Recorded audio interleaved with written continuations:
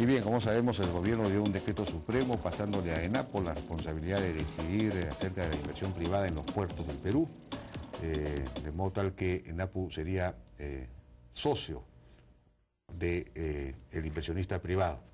Asociación en participación se llama la fórmula.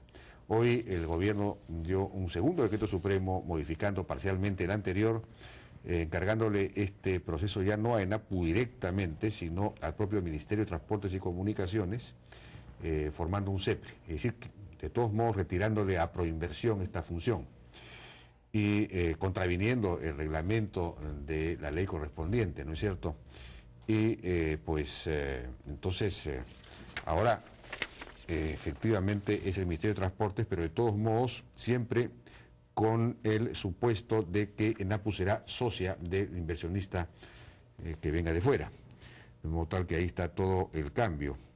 Dicho sea de paso que hay una observación legal que hacer, porque estamos viendo que el decreto supremo es un decreto supremo aprobado por el presidente Alan García Pérez y por Enrique Cornejo Ramírez, ministro de Transportes y Comunicaciones, que modifica un decreto supremo, un reglamento de una ley. Dicho sea de paso, los reglamentos de las leyes tienen que aprobarse por el decreto supremo aprobado por el Consejo de Ministros, y no solamente por un ministro, que está modificando este decreto supremo 146-2008 que fue aprobado con el voto aprobatorio del Consejo de Ministros y además refrendado por el ministro de Economía y Finanzas.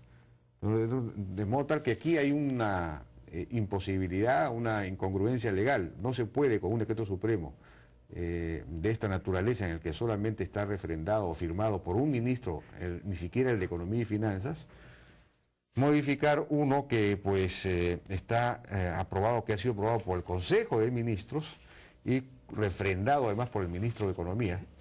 Y tiene que ser así porque es un reglamento de una ley, tiene que ser aprobado por... Entonces aquí hay una, digamos, ilegalidad, por decirlo así. Bueno, estamos con Miguel Palomino, gerente del IPE, que tiene una serie de opiniones. Lo hemos invitado para que nos dé su apreciación desde el punto de vista económico acerca de este cambio, digamos, de las reglas de juego. Miguel, buenas noches. Buenas noches, Jaime. Gracias por la invitación. ¿Qué nos puedes decir así, desde el punto de vista económico, qué impacto puede tener esto en el proyecto mismo, en la calidad de la inversión privada que haya y todo lo demás? Bueno, hasta ahora la mayor parte de las críticas que se han hecho al primer cambio o a este segundo que se ha hecho hoy día es que son una mala idea. El primero es casi una receta segura para que la concesión fracase. Y el segundo no creo que mejore mucho. Pero aparte de que esto sea una muy mala idea y ya de por sí suficiente, digamos, problema, hay un problema más grande de fondo, que es que se están cambiando arbitrariamente y sin motivación alguna los procedimientos, la institucionalidad que existe para lidiar con estos problemas. Hay proinversión, está todo el tema de la iniciativa privada, cómo es que se deben seguir los procesos. Súbitamente, de la nada, sale una decisión arbitraria con más cuestionamientos legales que sin motivo alguno... Y que se presta a toda clase de sospechas, correcto, ¿no es cierto? a toda clase el último de año de sospechas, gobierno, qué hambre se están desatando, qué pasa ahí. Y sin motivo alguno, porque no hay forma en que esto se pueda justificar razonablemente, cambia radicalmente lo que se está ocurriendo. Entonces, el problema con esto es esta violación de la institucionalidad, de las reglas de juego, del orden de contratos. Y esto no es solamente un problema porque bueno, está mal no respetar las reglas, no es un principio, digamos, honorabilidad. Es un tema que además tiene consecuencias económicas graves. Y cuando los inversionistas, sea nacionales o extranjeros, quieren invertir en un país o en un proyecto cualquiera, una de las cosas que calculan es cuán riesgoso es o no invertir su dinero. Si un proyecto es más riesgoso, van a exigir mayor rentabilidad de ese proyecto para compensar el riesgo. Lo que hacen es, bueno, si yo voy a meter cierta cantidad de dinero y yo no estoy seguro si en un día me van a cambiar las reglas, me van a expropiar, me van a hacer algo que me haga daño, entonces yo voy a esperar, cuando calculo el proyecto, cuando lo diseño, la forma en que invierto, los costos que cobro, las regalías que pago, lo que fuera, yo voy a considerar eso y voy a cobrar más caro. Claro.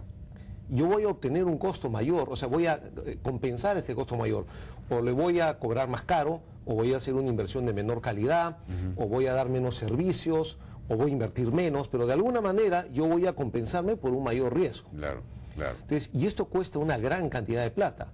Y creo que no se ha discutido mucho este tema. En solo el caso del puerto sale de 1.500 millones de dólares. El vuelco que ha dado ahorita, que además en cualquier momento lo pueden volver a dar porque cambiaron un decreto supremo un día, decreto supremo el otro día, este mismo decreto supremo es sujeto a dudas, quién sabe qué va a ocurrir. El próximo inversionista que venga a discutir va a decir, miren, si yo voy a meter 1.500 millones de dólares en este proyecto, yo voy a exigir un retorno más alto por el riesgo a lo que me estoy metiendo. Yo no sé a qué esperar ya. Que le suba la tasa de retorno que espera en 2 o 3 puntos a 1.500 millones, estás hablando de 45 millones de dólares por año adicionales. ¿No? Eso lo tomas por ejemplo, son 450 millones. Y eso es solo en el puerto del Callao. Como sabes, en el IPI hicimos un estudio para fin sobre cuánto costaría, cuánto habría que invertir en infraestructura para que el Perú tuviera un nivel, digamos, competitivo internacionalmente. Y una cifra aproximada era unos 38.000 millones de dólares. Si estos 38.000 millones de dólares de inversión en infraestructura de servicios públicos, le clavamos un aumento de solo 1 o 2 puntos, vamos a decir, un solo punto porcentual, eso le va a costar al Perú 380 millones de dólares al año, indefinidamente. O sea, 380 millones este año, 380 más el próximo, y probablemente el efecto de este tipo de cosas pueden ser más. Para un ejemplo, del año 2001, para que digamos, el público pueda entender cuánto cuesta realmente esto, cuánto hay de por medio. Del año 2001 a la fecha, el costo adicional que paga la República Peruana por emitir deuda es lo que los inversionistas le cobran por tomar riesgo Perú, lo que se llama. Ese riesgo ha bajado en más o menos 6 puntos porcentuales enteros. Antes Perú tenía una diferencia de riesgo con Chile de 5 puntos porcentuales aproximadamente. Hoy día es 0.3%. O sea, Chile es ligeramente menos riesgoso que el Perú. Este tipo de cosas son las que van a comenzar a decir, no, esto va a ser más riesgoso. Sí, pues. Entonces, 6 puntos porcentuales lo que el Perú ha bajado de 2001 a la fecha. Claro, y pero estamos en retroceso.